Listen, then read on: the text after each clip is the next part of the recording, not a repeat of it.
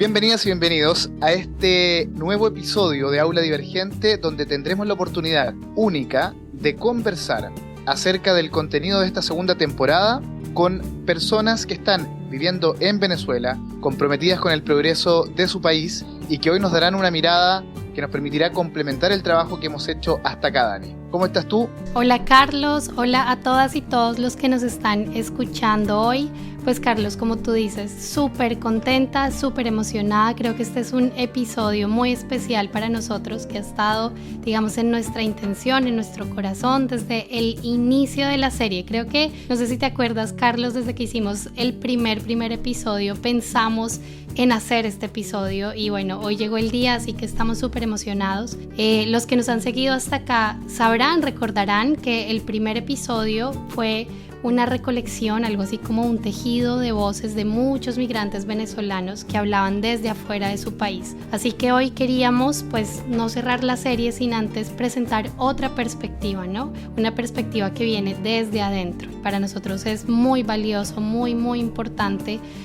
Digamos que este episodio de hoy significa muchísimo para la construcción de los temas que estamos queriendo abordar aquí, porque tenemos 4 invitados maravillosos. Carlos, ¿tú qué dices sobre nuestros invitados? Bueno, estoy feliz de que estén junto a nosotros. Creo que, como decíamos, la oportunidad es única, Dani. Lo que nosotros queremos saber o conocer es la realidad venezolana. Hemos escuchado a personas que han migrado, pero para poder entender la realidad venezolana en su conjunto, también es bueno escuchar estas voces.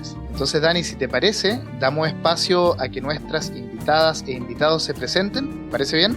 Perfecto. Tenemos en primer lugar a Shauni Azar. Hola, ¿cómo están? Daniela y Carlos. Un placer. De nuevo, gracias por la invitación a este espacio. Bueno, mi nombre es Shauni Azar, soy socióloga de la Universidad Central de Venezuela. Estoy también cursando una maestría en estudios políticos aquí en Caracas. Y adicionalmente soy consultora política en una consultora desde hace 4 años. Bueno, nada, de nuevo muchísimas gracias por la invitación y súper agradecida. Gracias, Shauni. Y podemos seguir con María Rivero. Hola, muchísimas gracias Daniela, Carlos, saludos a todos los compañeros. Mi nombre es María Alejandra Rivero, soy abogada, vivo en el estado Lara, específicamente en el municipio Palantino, profesora universitaria de la Universidad Fermín Toro, cursante de estudios de Derecho Procesal Civil en la Universidad Católica Andrés Bello. Es un placer estar por acá y esperando aportar y también recibir mucha información. Gracias. Muchas gracias María y Shauni por sus presentaciones. Vamos a seguir con Miguel. Hola, de nuevo gracias por la invitación. Mi nombre es Miguel Luna, soy estudiante de 10º semestre de Ingeniería en Telecomunicaciones. También estudio música en el Conservatorio Simón Bolívar del sistema aquí en Venezuela. Estudié en UCAP gracias a una beca y por mi buen rendimiento académico en mis primeros años, recibí otra beca de una organización que se llama Asociación Venezolana Americana de la Amistad. Actualmente tengo un proyecto que estoy buscando financiamiento, que es robótica educativa. La idea es convertir esa área en algo que un venezolano promedio pueda tener acceso gracias a bajos costes y sin descuidar el nivel académico que van a recibir. Y tenemos también a Samuel. Samuel, te escuchamos. Hola Carlos, Daniela y a todos los demás, un honor para mí estar con ustedes en este podcast. Soy Samuel Díaz, soy magíster en políticas públicas de la Universidad de Oxford y actualmente me desempeño como gerente de proyectos de una organización humanitaria donde trabajamos en 22 estados del país con 14 proyectos en materia de educación, nutrición, la salud y agua, saneamiento e higiene. Bueno, muchísimas gracias María, Shauni, Miguel y Samuel.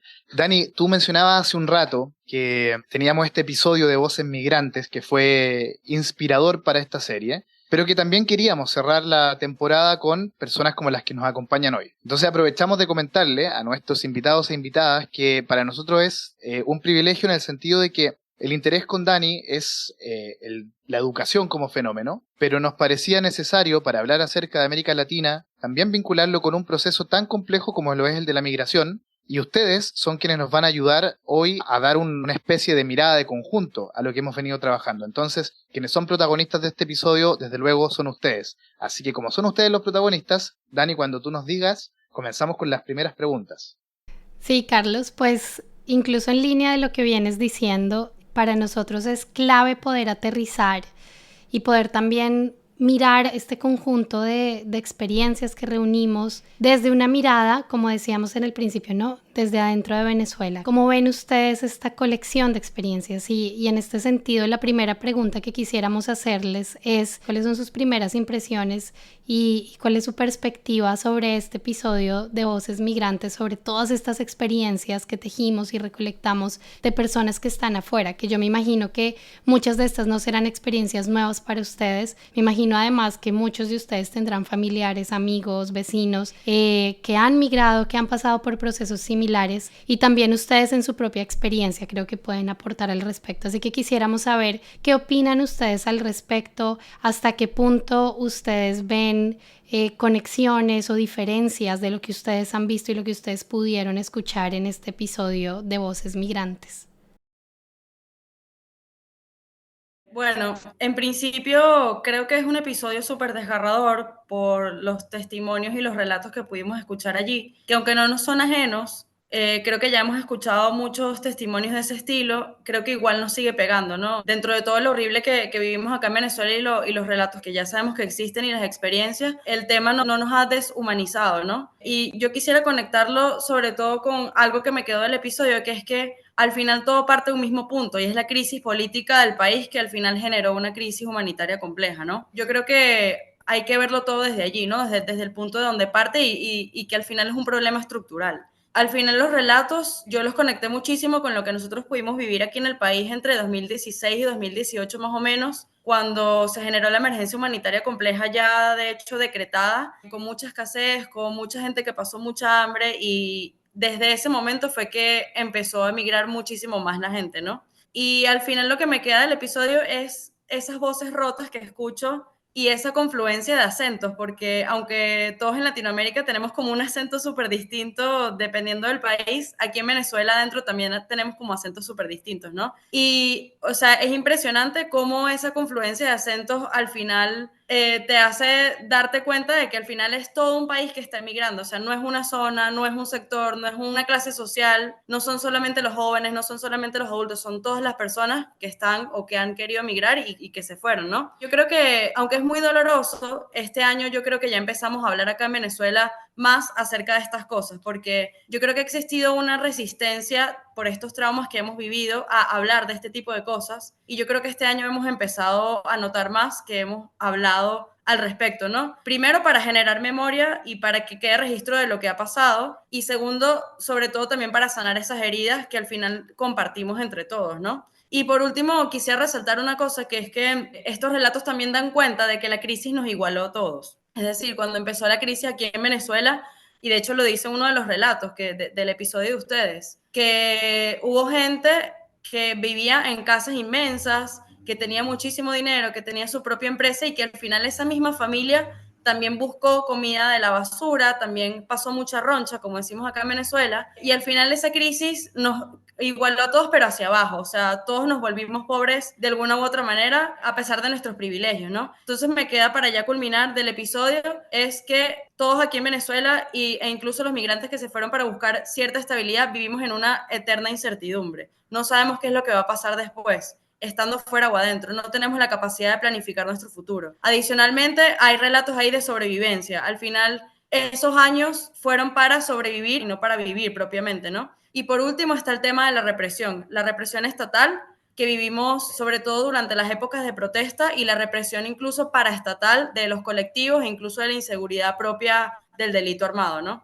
Muchas gracias, Shauni. Vamos con María. Sí, muchísimas gracias. Mira, en definitiva, cuando uno escucha a nuestros compatriotas, a nuestros hermanos venezolanos, uno no puede dejar de conectarse. En mi caso, no me dejé de conectar con la profunda tristeza que genera tanta separación y tanto dolor. Son duelos permanentes, son separaciones de duelo y duelos de personas que están fuera de nuestro país, pero es el duelo también que se vive en Venezuela, porque el duelo no es solamente la desaparición física de una persona, son esas separaciones de muchas madres, allí los escuchábamos, que tuvieron que dejar a sus hijos en un punto de inflexión donde en la madrugada su hijo tenía hambre y no tenía nada de comida para darle. Eso no puede sino generar dolor, mucho dolor y mucho respeto y empatía con todos los que se tuvieron que ir por esta opción dolorosa, cruel,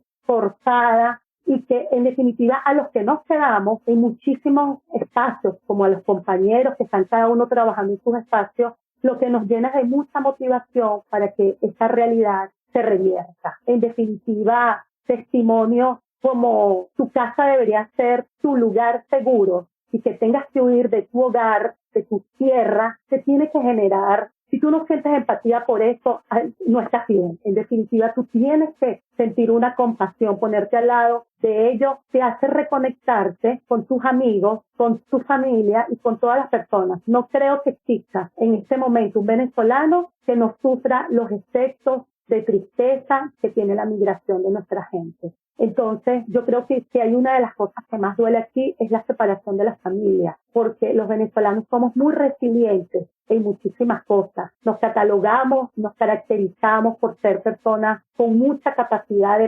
resistir, de surfear olas grandes y salir con alegría, empático, a veces hasta riéndonos de nosotros mismos. Pero tomarse el tema de la migración como nunca lo habíamos vivido, nunca habíamos nosotros desde muchos años para acá, décadas para acá, haber visto una ola migratoria que comenzó en este siglo. Comenzó una primera ola de aquellos que tenían algunas posibilidades de irse a espacios con calidad de vida, pero la última ola es la más dolorosa porque es la gente que no tenía nada acá y que muchas veces se fueron comiéndose un mango, como decía una de las venezolanas, durante 30 días para poder sobrevivir. Es muy triste, de mucha impotencia, pero yo siempre le digo a mi gente aquí en Venezuela, esa impotencia y esa tristeza tenemos que convertirla en el motor que nos ayude a cambiar esto. Es muy, muy valioso para nosotros de verdad escuchar lo que ustedes están diciendo. Solo quiero como resaltar, creo que es muy valioso esto que decía Shawnee sobre poder usar esto porque es el tiempo también para construir memoria, ¿no? Y creo que esto tiene que ver con lo que está diciendo María, cómo vamos a construir la memoria y cuál es también el poder que hay detrás de construir y de la forma en la que se construyen estos recuerdos y para qué se va a usar esta construcción de memoria, ¿no? Y creo que esto es clave para poder abordar esto en este momento. Y bueno, te escuchamos, Miguel. Bueno, cuando me invitaron al podcast y también el tema que me comentaron que era sobre la inmigración, yo quizás me formulé un par de frases o de ideas que yo tenía como prefabricadas para poder discutirlas, pero para aquel momento yo no había escuchado el capítulo sobre la inmigración venezolana y eso fue un antes y un después porque el escucharlo me hizo recordar tantas cosas por las cuales como nación vivimos, pero también como en ese momento yo era un adolescente, yo también viví, pues me desencajó totalmente y al final pues me abrumó la sensación de que me iban a preguntar cosas sobre las cuales yo no tengo una respuesta definitiva. Y quiero que eso a partir de ahora pues esté allí. Yo cuando estaba escuchando el capítulo, yo me sentía afortunado y en aquel momento no es que yo estaba, digamos, viviendo súper bien, sino de que yo nunca me vi en la necesidad de buscar comida en la basura, por ejemplo. Entonces ya ahí uno tiene un marco de comparación de que a pesar de que ciertamente yo no estoy en una buena situación actualmente, hay gente que está mucho peor que yo. Y esa situación pues ha obligado a muchas personas a prácticamente a huir del país. Y es tan extranjero, la persona que se queda como el que se va. El que se va pues por supuesto está en otro país y para esa persona todo es nuevo, pero también para el que se queda, a pesar de que recorres las mismas calles, estás en los mismos sitios que tú habitualmente pues haces vida, se siente como si fuese un país distinto. Amigos, familiares, profesores, todos inmigraron en aquella época, de los cuales muchos no han vuelto y pues es un país muy diferente al cual yo me crié cuando era un niño. Así que fue bastante triste. Eso no es algo que creo que el venezolano recorre mentalmente esa etapa. Uno la vivió, pero tampoco es que es un lugar muy agradable por el cual hacer memoria. Pero al otra vez escuchar a connacionales hablar sobre el tema, pues uno conecta, uno empatiza, y no solamente eso, sino que te deja una impresión de sorpresa tan grande el saber que tú también atravesaste por eso y que sin saberlo estás aquí en el presente, pero que en aquel momento ese presente que ahorita tú estás era totalmente incierto. Es una sensación bastante extraña, lo tengo que decir, pero como lo dijo María, una capacidad de resiliencia pues muy grande. Uno pues afronta los problemas, sale adelante y pues con los recursos que uno tiene, trata de hacer vida y dentro de lo posible, no cualquier vida, sino una vida con la cual tú puedas sentirte a gusto. Gracias, Miguel. Y te escuchamos, Samuel. ¿Cuáles fueron tus impresiones? Wow. No, yo creo que en parte muy similar a lo que hizo Miguel. Yo reconozco que soy privilegiado. La verdad es que yo reconozco que vivir en la capital de Venezuela ya de por sí es un privilegio porque la situación de servicios básicos, el poder adquisitivo es diferente al resto de los estados. Para mí es partir de reconocer el privilegio y la bendición que yo tengo. Creo que lo pone todo en perspectiva cuando escucho este tipo de sucesos, de relatos. Yo sí creo que es importante destacar dos cosas.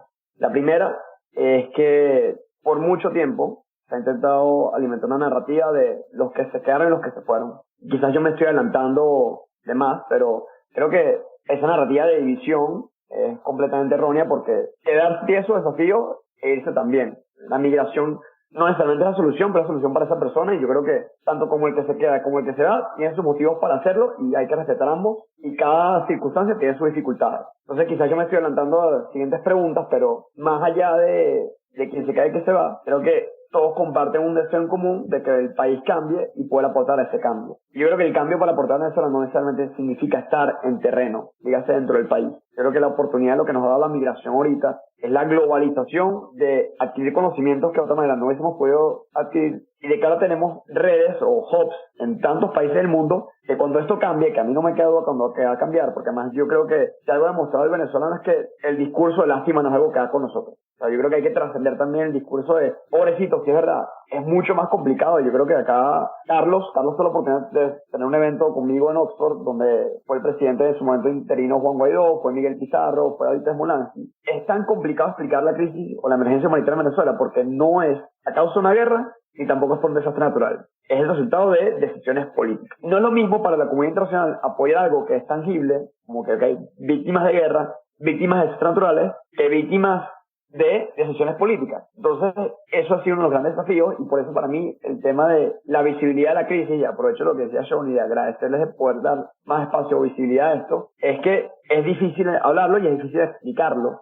Y nos pasaba mucho en la maestría. Entonces, para mí, escuchar estos testimonios, creo que hay que humanizarlo y hay que además entender cómo la crisis migratoria más grande del mundo ya. O sea, y eso ahorita es un hecho. Allá hay estamos a punto de llegar a 8 millones de venezolanos que han sido desplazados del país. Y eso es una cifra que es más grande que un montón de países de Europa del Este, un montón de países, más países que los países nórdicos, y no se le da la relevancia porque no es tan visible. Pero tú tienes gente que está, yo cuando le digo, que tú tienes personas que están dispuestas a caminar la distancia de Madrid a Helsinki, o la distancia de Texas a Nueva York, o que atravesan caminando desde Venezuela hasta México, atravesando el tapón del Darién. Y yo le pregunto a la gente, imagínate en qué situación tan desesperada tienes que estar tú para someterte a esto, porque eso es mejor que quedarte dentro de tu país. O sea, hay un gran reto que es visibilizar lo que está sucediendo en Venezuela, que además competir comunicacionalmente hablando con desastres naturales o guerras como lo de Israel y Palestina que está haciendo ahorita, es mucho más complicado. Yo creo que el gran reto, cuando escuchas estos testimonios, nosotros tenemos que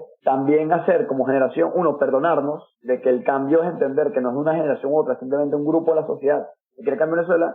Y como decía Shawnee, que además es algo que yo le aplaudo, que ha hecho muy bien, y de hecho pregúntenle sobre la cátedra del sentido que has hecho con su organización, es la memoria colectiva. Los traumas que hemos vivido como venezolanos, decimos, porque hay que seguir adelante, ocultarlos y no lidiar con ellos. Y esos traumas, ustedes lo han visto en los testimonios de las personas que han entrevistado. Pero para poder superar esos traumas hay que hablarlos y sobre todo documentarlos.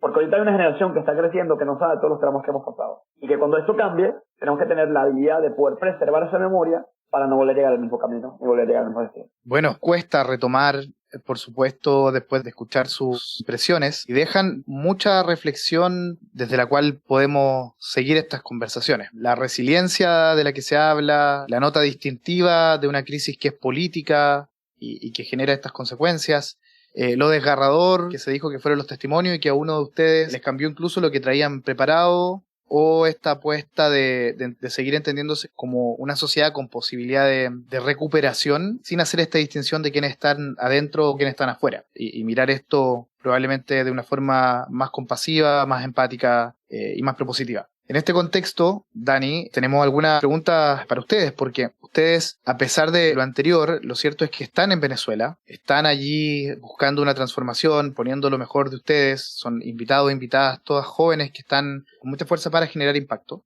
Y la pregunta que tenemos acá es, bueno, ¿cómo ha afectado sus propias vidas o los ámbitos en los que ustedes trabajan la ola migratoria? ¿Y cómo entienden ustedes el país después de esta o estas olas migratorias? ¿Qué pasa allá adentro que ustedes nos pudieran contar? En principio, desde el ámbito en el que yo trabajo, que es investigación con perspectiva juvenil, yo creo que lo principal sería resaltar que en Venezuela estamos viviendo un envejecimiento poblacional bastante importante. Venezuela se había caracterizado hasta hace muy pocos años por ser un país joven, y ya no podemos decir lo mismo en este momento. Nosotros teníamos un bono demográfico, el cual perdimos, justamente por lo que comentaba Samuel, por decisión política, porque en vez de aprovechar a esta población económicamente activa y productiva, que son los jóvenes y sobre todo personas entre aproximadamente 18 y 50 años de edad quizás, pues lo que hicimos fue expulsarlos, ¿no? Gracias a decisiones del poder. Entonces, claro, este envejecimiento poblacional lo que va a causar y lo que está causando ya en este momento es que no tengamos a una población que pueda desarrollar al mismo país y que pueda desarrollarse incluso a sí misma, ¿no? De hecho, el domingo pasado que hubo primarias aquí en Venezuela dentro de la oposición para escoger una candidatura para las presidenciales 2024, pudimos ver cientos de videos de gente haciendo cola para ejercer su derecho al voto, y en las colas lo único que veíamos eran personas mayores, o sea, era impresionante. Habían muy pocos jóvenes, quizás de 50 personas en una cola podías ver a 2 jóvenes. Y eso te habla muchísimo a nivel empírico de que ya no somos un país joven, ¿no? Yo creo que eso en principio. Además de esto, una de las consecuencias también más importantes han sido los procesos de separación que se han originado entre familiares y entre amigos. Eso ha causado una pérdida de capital relacional entre nosotros mismos. Además de eso, han habido muchos cambios en las dinámicas de relacionamiento entre nosotros, ¿no? Yo creo que, por darles un ejemplo, incluso en los testimonios que pudimos escuchar en el episodio del podcast, hay muchas mujeres que decidieron irse del país para darle una mejor vida a sus hijos y dejaron a sus hijos acá para enviarles remesas y para enviarles dinero, ¿no? Y al final eso causa un cambio en el relacionamiento intrafamiliar, o sea, al final es una madre que no puede criar a sus hijos, es un hijo que está sin su mamá, y eso también afecta incluso lo que ustedes trabajan, que es el ámbito educativo, ¿no? Cuando hablamos del ámbito educativo, pues tenemos a esas madres que se fueron y dejaron a sus hijos y no están como en ese acompañamiento que deberían tener, ¿no? Y bueno, por supuesto está el tema de la salud mental. Una de las tantas consecuencias también yo creo que ha sido este tema de la ansiedad y de la preocupación que ha ocasionado este tema migratorio, porque como ustedes bien lo dijeron, yo creo que todos tenemos, aunque sea una sola persona dentro de nuestras familias que se ha ido del país por temas políticos o porque simplemente no pueden hacer sus vidas acá a nivel económico, laboral, social, etcétera. No pueden desarrollarse completamente acá. Entonces, bueno, eso en general en el país y en el ámbito en el que yo trabajo, como les comenté en principio, yo creo que está el tema del envejecimiento poblacional y todo lo que ha originado la crisis migratoria, recordando que han sido más que todos los jóvenes los que han emigrado, según cifras de una encuesta independiente que tenemos acá en Venezuela, que la hace la Universidad Católica Andrés Bello, ¿no? Que se llama la encuesta de condiciones de vida, que la última creo que salió en el 2022. Las personas que más emigran son personas entre 18 y 25 o 29 años de edad, y eso te habla también de cómo hemos envejecido dentro del país. Gracias por todas esas cifras y esos datos. Me parece que logras encapsular muy bien muchos de estos cambios que están nombrando, ¿no? Yo pensaba en esto que decía Miguel ahorita, como que de alguna manera van a los mismos lugares, son las mismas calles, pero uno siente que hay algo diferente. Y lo que pasa con una situación de estas, pues es que el cambio ha sido muy abrupto en muy corto tiempo, así que es muy muy evidente y que de hecho era mucho de lo que nos encontrábamos, ¿no, Carlos? Con las entrevistas que hacíamos de las personas afuera, y ellos decían que una de las mayores razones de no querer volver era justo ese temor a encontrarse con esa transformación, con ese cambio, con esa nostalgia de esos mismos lugares que ya no era nada de lo que ellos recordaban. Así que creo que logras poner muy en concreto muchos de esos puntos que son clave y que todavía están sobre la mesa, ¿no? Como tú mencionas, el tema familiar y demás, todavía toca ver qué va a pasar a futuro cuando esto se desarrolle en el tiempo, ¿no? Pero bueno, gracias Shauni, y cuéntanos, María Alejandra, tu percepción al respecto también. Sí, fíjate, yo soy abogada, entonces uno ve en el ejercicio profesional cuáles son estos nuevos casos que han surgido y que antes no surgían tan a menudo. Ejemplo, los poderes que hay que buscar la forma legal para poderlos emitir acá cuando el padre o la madre se tuvo que ir así, de madrugada, de un día para otro, y no pudieron dejar legalmente toda la situación arreglada. Retraso de los niños en las instrucciones, solicitarles a los niños sus documentos, entre tantas cosas, porque quien se quedó, el otro progenitor que se quedó, por ejemplo, bueno, no tiene cómo hacer las cosas porque acá en Venezuela tienen que estar los padres, y si se fue uno, el otro tuvo que haber dejado un poder. Eso por un lado, más el trauma, obviamente, de la separación que produce los progenitores de sus hijos. Pero no solo eso, la cantidad de divorcios que se han generado producto de la migración. Es decir, parejas que tú veías que tenían 20 años juntas, el uno para el otro, o sea, tengo casos cercanos, y cuando se fue el marido, por ejemplo, para Perú, allá se consiguió otra persona, y dejó aquí a su hija y a su esposa. Separaciones reales de familias. Estamos hablando no de la separación física nada más, de la separación afectiva, porque es indudable que cuando no tienes el contacto físico, oye, también surge allí un duelo. Entonces, es muy difícil porque tú te das cuenta cómo lo más importante para que una sociedad se mantenga, se evolucione, es la familia. Y cómo la familia, que es como está en nuestra Constitución, es la célula fundamental de la sociedad, viene precisamente resquebrajándose producto de la migración. Los efectos negativos en ese sentido, yo veía niños cuando se graduaba mi hijo hace 2 años, un niño solo llorando porque su graduación no pudo estar su mamá. Y su mamá a través de una videollamada tratando de darle a ese chamo algún tipo de aliento. Eso era que todos nos poníamos a llorar aquí. Entonces, de pronto no es mi hijo, pero aquí somos tan cercanos, aquí nos duele lo que le pasa al otro, se nos eriza la piel, que lo vivimos en carne propia. Y ahí es cuando, bueno, pasa otro fenómeno que a mí me preocupa muchísimo, yo que estoy, aparte del derecho, en la parte política, cómo es tan difícil motivar a los jóvenes a que se involucren en los asuntos públicos, en la política del país. Aquí en el 2015, 2017 murieron muchísimos jóvenes luchando por el país. Muchísimos de estos jóvenes murieron. Otros tuvieron que irse porque quedaban ya marcados y perseguidos por el gobierno. Y otros que se quedaron con marcas. A mí me las mostraban. María Alejandra, mira los perdigones, mira esto, yo no quiero saber nada de la política. Pero mira, ustedes son los jóvenes, ustedes son el futuro del país, no quiero saber nada. Vi cómo mataron a mi amigo, vi cómo todos mis amigos tuvieron que irse, porque después se fueron torturados y los sacaron, les dijeron váyanse porque si no, ustedes no van a tener ninguna posibilidad. Entonces vemos por otro lado esa desmotivación de la población joven que nos queda, porque ciertamente, como dice la compañera Soumi, se envejeció efectivamente en nuestro país. Entonces los jóvenes que quedan muy pocos se interesan en la política, en los asuntos públicos. Y hay otro fenómeno que a mí me parece muy delicado, que es la desprofesionalización.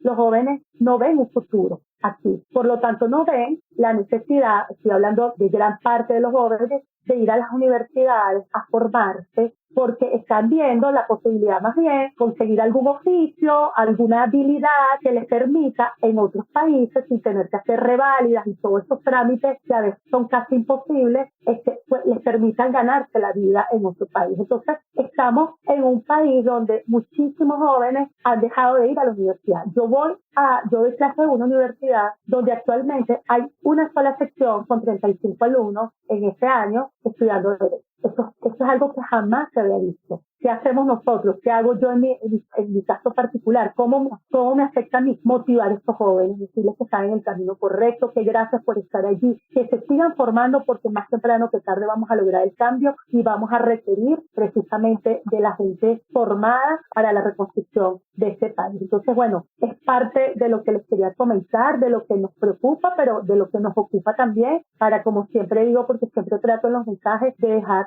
algo que nos motive a que, claro, que se puede lograr esos cambios. Muchas gracias, María, nuevamente por tus comentarios, por cómo logras darnos a entender transformación en distinto nivel de propio ordenamiento jurídico que tiene que ajustarse o que ustedes desde su profesión tienen que ajustarse a la realidad. Y lo mismo respecto de la educación, así que ya entre Sean y tú han tocado temas que son centrales, de hecho, para este podcast y centrales dentro de los desafíos que imaginamos enfrenta a Venezuela. Miguel y luego Samuel, ¿cómo ven ustedes los cambios que ha producido la ola migratoria? Bueno, ante esa pregunta, tengo que ser honesto, me cuesta bastante responderla. Y la razón es que si a mí el día de mañana viene un amigo, viene un familiar a decirme que se va del país, ya para mí eso es lo más normal del mundo. O sea, el saber que una persona decidió, digamos, hacer distancia entre su país, agarrar sus maletas e irse, ya es casi que el resultado esperado. Así que, ¿cómo responder a esa pregunta? Para ser bastante genuino. O sea, me cuesta, así que voy a hacer un truco y voy a relatar cuál era mi impresión, que por aquel entonces yo era adolescente, de cómo esos primeros años de la inmigración fue. Eso fue algo como esto. Tú ibas al liceo, a tu bachillerato, y preguntabas por un compañero que qué pasó, que no lo has visto más, y te respondían es que tal persona se fue del país. Y al día siguiente, pues en una conversación familiar, pues se daba el anuncio de que tal tía, tal sobrino se va del país. Entonces, a la semana siguiente, pues te enterabas de que ya tu profesor de matemática ya no lo ibas a tener porque decidió irse del país. Por aquel momento yo estaba en una orquesta y también se sucedía el mismo fenómeno, que habían audiciones porque los músicos, terminada la orquesta, ya se fueron y tenían vacantes que habían que llenarse. Es decir, en concreto, la noticia de que alguien se iba del país era bastante frecuente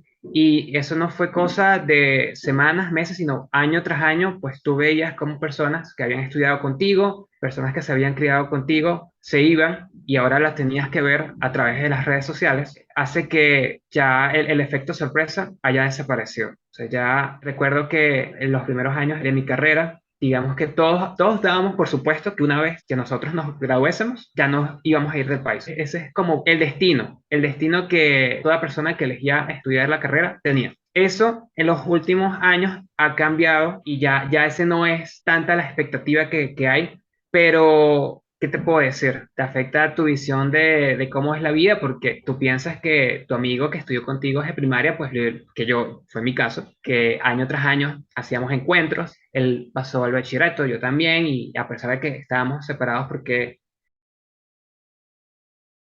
él vivía en otro estado y yo aquí estaba en Caracas, siempre encontrábamos la manera de como por lo menos un año hacer el esfuerzo de encontrarnos y conversar. Eso ya no puede ser porque él decidió emigrar. Entonces ese contacto, esa amistad, porque por supuesto todavía existe, pero ya no es la misma. O sea, ya el factor distancia es bastante. Ha cambiado mucho la relación que existió. Muchas gracias, Miguel, por permitirnos mirar a través de tus ojos lo que fue esa época y le damos el paso a Samuel. Mira, yo creo que algo que mencionaba Shoni, que es la pérdida del bono demográfico. Yo tengo 6 años trabajando con niños. Creo que algo acá, yo quiero también ponerle cifras, porque no todo es lo testimonial, no todo es lo emotivo, yo también hablar de cifras, porque eso es lo que le llega a la gente, ¿no? Entonces, actualmente que en Venezuela, alrededor del 90-95% vive bajo pobreza extrema, entendiéndose que ganan menos de $1 al día. Eso que mencionaba Shoni, mencionaba María, de que los padres han dejado a los hijos, ¿sabes? Algo llamado la juventud abandonada, la niñez dejada. Hay más de 1 millón de niños que han sido abandonados por sus padres, y abandonados entre comillas, porque aunque salieron a buscar mejores oportunidades económicas, porque la remesa, si no me equivoco, para el año 2021, iba a ser el segundo fuente de ingreso a nivel de PIB en Venezuela.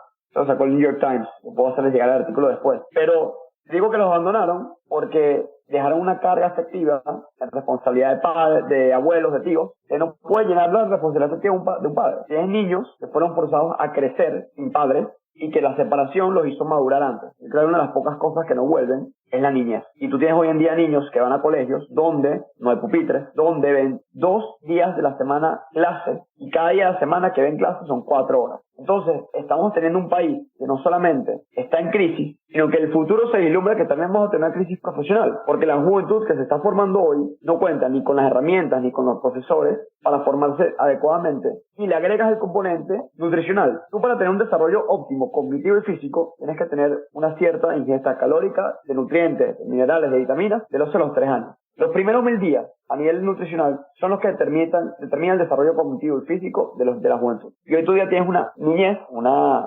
población que no está recibiendo la carga calórica necesaria para tener un desarrollo adecuado. Que van a ver tienen un techo cognitivo que va a afectar el futuro del desarrollo del país a nivel productivo y económico. Eso es algo que tenemos que ir preocupándonos ya a nivel generacional. ¿Cómo nosotros vamos a diseñar trabajos que cada vez los trabajos más mecánicos, los trabajos más que menos requieren análisis, están siendo desplazados por la tecnología, por la robótica? ¿Cómo nosotros en un mundo cada vez más tecnológico tenemos que diseñar trabajos para que esa generación que se ha visto afectada por los últimos años de crisis, sobre todo los últimos 6, 7 años de emergencia humanitaria compleja, pueda estar insertada en el sector laboral y no estén desempleados? Son retos a futuro que se vislumbran, que vamos a tener y que tenemos que ir hablando de ella. Y del mismo modo, la crisis educativa que existe es que los planteles no cuentan con los servicios básicos. No hay transporte escolar. Los programas de alimentación escolar, yo ayer visité una escuela en una zona popular de Miranda. Ellos reciben el programa de alimentación escolar cada 15 días. Y la comida les dura para 3 días. El resto de los días los niños no tienen almuerzo. El 90% de los niños se van caminando al colegio porque no tienen transporte escolar.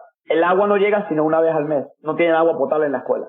Y esa es la realidad de una escuela que sigue estando en la zona capital del país. Tú te vas para Táchira, que es la zona fronteriza, te vas para el Zulia, también zona fronteriza, te vas para Bolívar, te vas para Amazonas, donde está el arco minero. Y hay niños que prefieren trabajar como garimpeiros, que prefieren trabajar con los grupos ilegales de minería ilegal, porque ellos dicen, prefiero producir plata ahorita que estar estudiando que no me vaya a ningún lado. De los retos que tenemos nacionalmente hablando son enormes y son retos que no solamente dependen de la solución, o sea, que acaban con la crisis, sino que la crisis ha sembrado unos retos que van a florecer en los años próximos. Tenemos que estar preparados para darle solución a esos retos también. Bueno, considerando todo esto que ustedes nos han contado, ¿no? Este contexto que tenemos aquí sobre la mesa de un país, como ustedes han dicho, ¿no? Centralizado, donde algo es distinto a lo que pasa en la capital al resto del país, con cambios estructurales enormes, ¿sí? Entre los que ustedes mencionan está el envejecimiento demográfico, la pérdida del capital relacional, la ruptura también de los afectos, que al final tiene, como decían todos ustedes, ¿no? Es una semilla que todavía no sabemos qué fruto va a dar a futuro,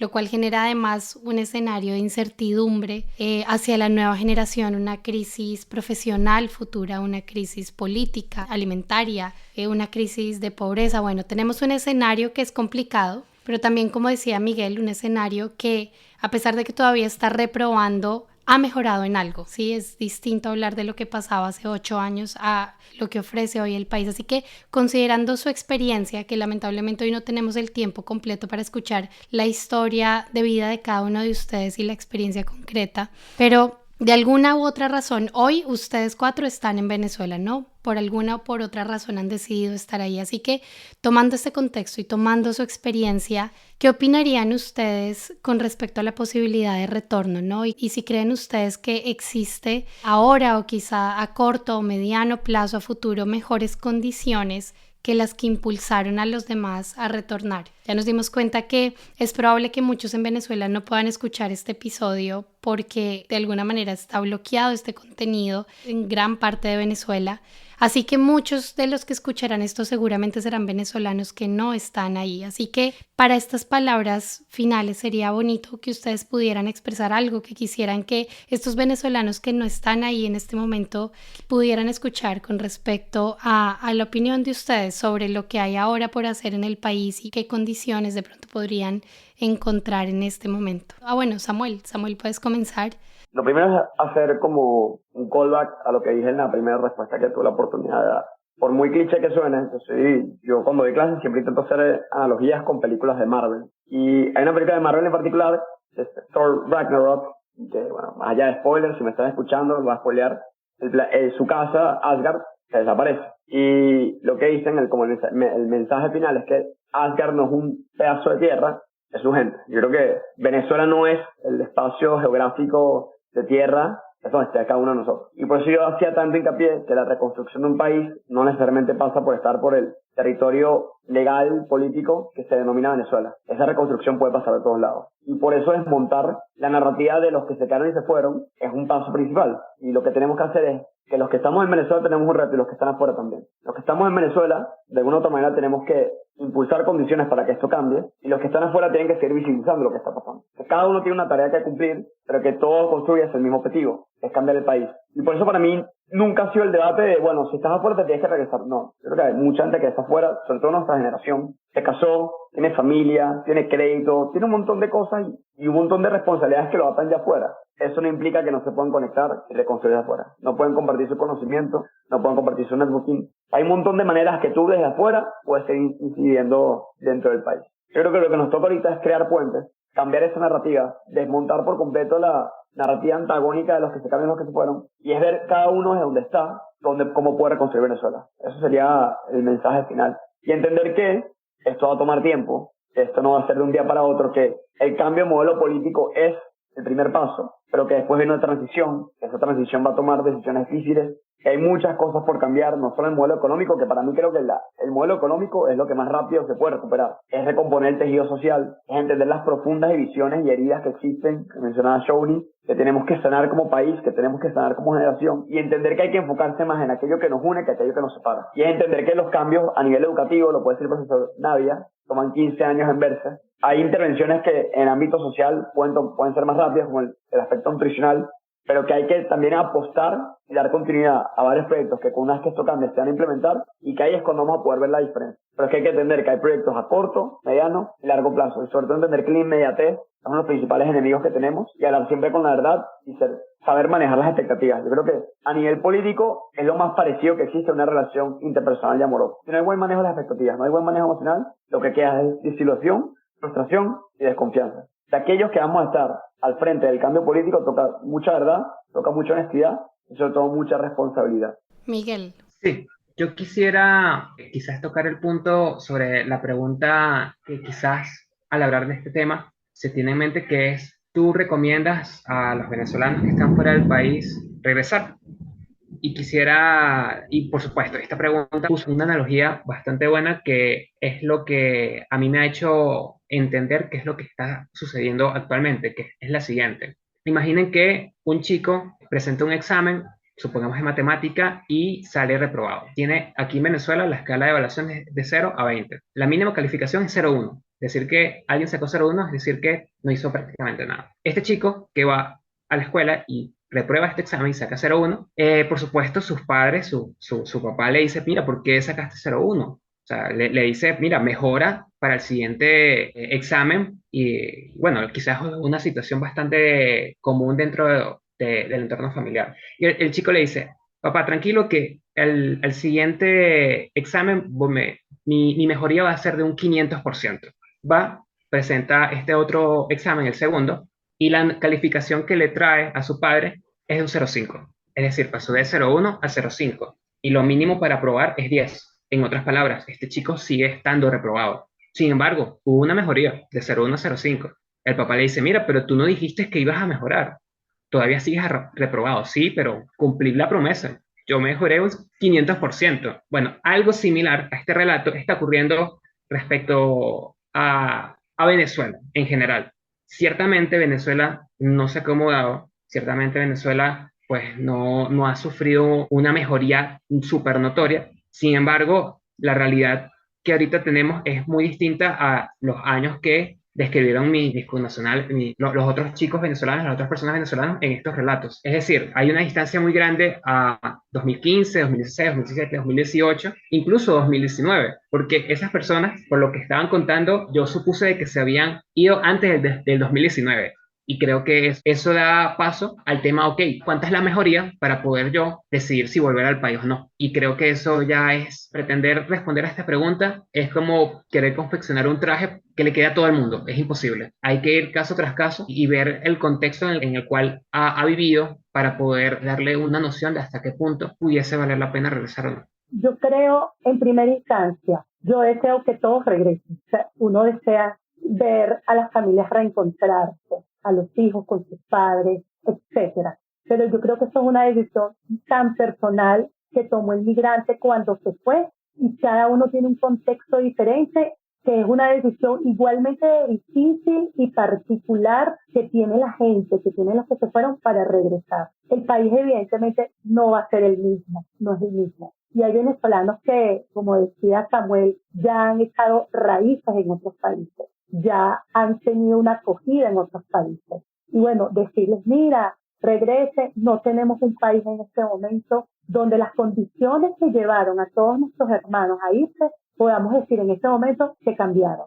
No, estamos en un proceso. Lo que yo sí les puedo decir es que estamos en un proceso y que si lográsemos el próximo año el cambio político, Venezuela viene a una transición, a una reconstrucción gradual, larga, negociada. Sin embargo, yo he visto muchos venezolanos, dos tipos de venezolanos, unos que han regresado y han dicho, oye, mejor estoy aquí porque, bueno, su contexto, su experiencia, su historia personal, sus oportunidades, etcétera, son diferentes, porque les fue muy mal en otros países, sufrieron mucho de xenofobia, no le dieron acceso a incorporarse, a reinsertarse en la economía, en puestos de trabajo, sus hijos, no tener la educación, no alcanza porque la educación en otros países para nuestros hijos es mucho más costosa que aquí en Venezuela, etcétera. Hay ese tipo de venezolanos que regresaron y están bien, porque bueno, buscaron de alguna manera sus oportunidades, pero hay otros que regresaron y al ratito, otra vez al rato se fueron nuevamente, porque vieron que el país en definitiva, las condiciones todavía no están dadas para ello. Así como hemos visto testimonios de muchos venezolanos que dijeron, si yo trabajara en Venezuela, lo que trabajo afuera, yo sé que me iría bien.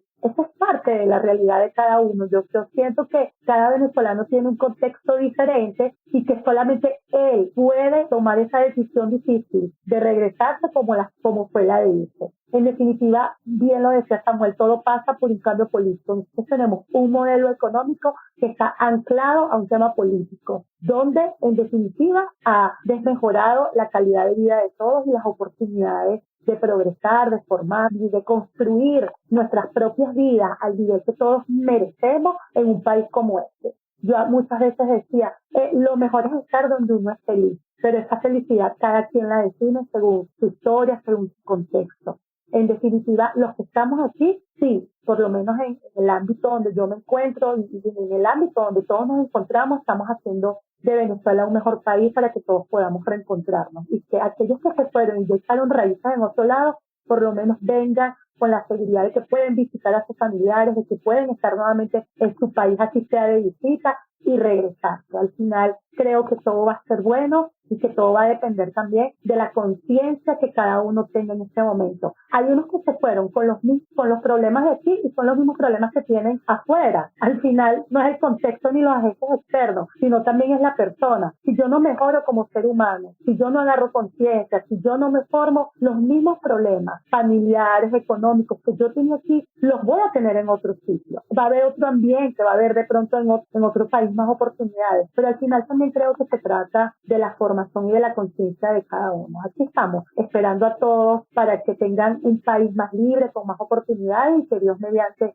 en el 2024 nosotros podamos materializar un evento electoral político que se nos acerca con miras a ir a dos cosas. Uno, irnos unidos, que es una de las fallas que hemos tenido acá, y otra, ir motivados a participar masivamente. Son dos elementos que tenemos bajo nuestro control, que estamos haciendo como políticos todo lo que está en nuestras manos para que se materialice y en definitiva cuando se materialice yo sé que el retorno y la esperanza de muchísimos venezolanos se va a traducir en el retorno de ellos a un país que de pronto no va a cambiar de la noche a la mañana efectivamente, pero que en definitiva se va a dirigir hacia un nuevo rumbo con un modelo económico que nos haga prosperar a todos. Muchas gracias, María Alejandra. Y Shawnee, te escuchamos. Bueno, rescatando un poco lo que comentaban los demás con los argumentos con los que estoy de acuerdo. Yo creo que, y rescatando lo que tú dijiste, Daniel, al inicio, y de los testimonios que pudimos escuchar en el podcast, yo creo que los venezolanos, los que están afuera y los que estamos acá adentro, no somos los mismos ni seremos los mismos. Yo creo que aquí en Venezuela se ha construido un mito desde los años 50 de que Venezuela es el mejor país del mundo, y yo creo que los venezolanos que pueden escuchar este podcast podrán sentirse identificados con esta frase que algunos comparten y otros no, ¿no? Pero al final yo creo que es un mito que hay que derrumbar, porque yo creo que al final tenemos que tener claro que aunque el objetivo es el cambio político para lograr cambios económicos y sociales, yo creo que eso no basta, ¿no? Y yo creo que hay claridad de eso dentro de las personas que estamos acá adentro y espero que los que estén afuera también tengan eso claro, ¿no? Que al final, si llegamos a ese cambio político, pues después de eso quedará mucho trabajo por hacer y yo creo que hay claridad de que ese trabajo va a ser a largo plazo, ¿no? Y que los cambios no van a ser de un día a otro. También rescato lo que comentó Samuel, que existe este conflicto o narrativa que se ha construido incluso desde el gobierno y desde los que tienen el poder poder acá en Venezuela, que es esta pelea que ellos han querido imponer de las personas que se fueron y que, entre comillas, abandonaron el país, y las personas que se quedaron. Y al final no son las personas que se fueron, o sea, son las personas que fueron obligadas a irse, son las personas que huyeron de la crisis, que tuvieron que irse. Entonces yo creo que hay que derrumbar también esa narrativa y dejar de juzgar y estigmatizar a los que se fueron porque, entre comillas, huyeron, o las personas que nos quedamos, ¿no? Y que decidimos pues soportarla y trabajar desde nuestros espacios. Y como comentaba Samuel, yo creo que estén afuera o adentro, yo creo que desde todos los espacios podemos aportar algo, ya sea siendo voluntarios afuera, incluso trabajando nuestros propios proyectos personales y privados. Yo creo que de alguna u otra manera eso deja en alto la bandera de Venezuela y el nombre de Venezuela, y de alguna u otra manera eso se va a poder ver retribuido al país, ya sea a corto o largo plazo, ¿no? Y por último, para ya terminar, rescatando lo que decía María, yo creo que al final es una decisión muy personal que debería tomar cada uno dependiendo de sus circunstancias, recordando que aquí en Venezuela seguimos sin libertades, seguimos sin Estado de Derecho, el sistema de justicia es inexistente. Aquí uno puede montar un emprendimiento privado y al final, si alguien del gobierno o alguien que tiene mucho más poder que tú, pues le da la gana de simplemente quitártelo, pues lo puede hacer y no va a haber ninguna instancia donde tú puedas acudir para hacer una queja o hacer una denuncia, ¿no? Entonces, al final, aunque las cosas no estén como en 2016 o 2017 y que la crisis no sea tan grave, pues seguimos teniendo estos problemas de libertades que de igual forma nos cercenan. Así que yo creo que esa burbuja económica que teníamos hasta hace unos meses, de restaurantes nuevos que abrieron, de cosas de entretenimiento nuevas, este tema de las distracciones y del ocio, que son súper importantes, pero que muy poca población tiene la oportunidad de acceder por el tema de los recursos, eso termina siendo una burbuja, y hasta este final de año fue que pudimos ver que esa burbuja explotó y que al final ese cambio político o ese cambio económico, mejor dicho, es una decisión del gobierno. Es decir, cuando el gobierno quiere abrir el tema económico y quiere abrirse y quiere invertir, etcétera, es porque es una decisión para ellos mantenerse en el poder, no para mejorar la calidad de vida de los venezolanos. Entonces yo creo que teniendo eso muy en cuenta, creo que cada persona debería tomar su decisión de, bueno, seguir estando fuera de Venezuela o mantenerse acá dependiendo de sus circunstancias. Bueno, muchísimas gracias, Shawnee, María Alejandra, Miguel y Samuel, por estas palabras, que son también palabras de cierre, palabras que a nosotros nos permiten entender la situación que se ha vivido, cuál es el país que eventualmente encontrarían quienes decidan volver, en el contexto de lo que ustedes han planteado como decisiones personales, en el contexto de lo que siguen entendiendo como un país que con su gente sigue siendo un país en distintas partes del mundo y con las tareas que quienes están afuera tienen para visibilizar lo que ocurre adentro.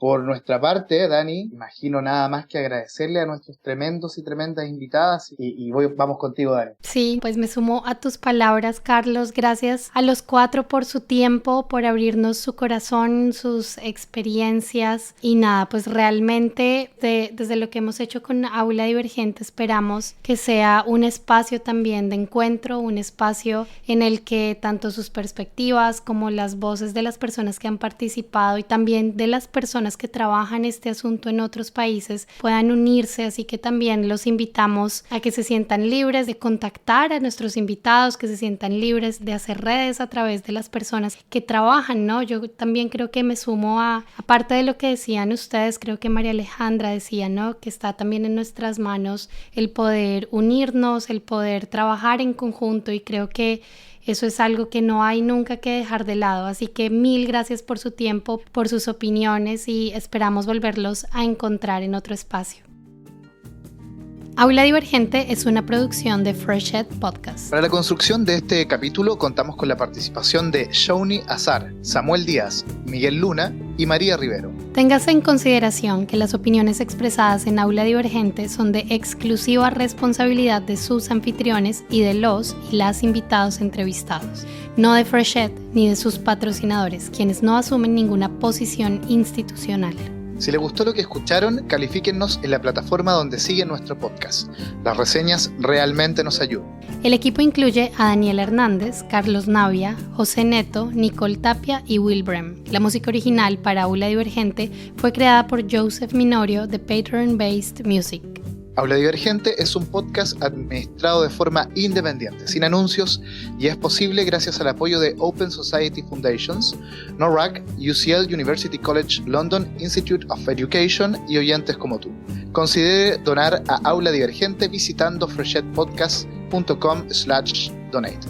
Somos Daniela y Carlos y volveremos pronto en el siguiente episodio en esta miniserie Educación Migrante aquí en Aula Divergente.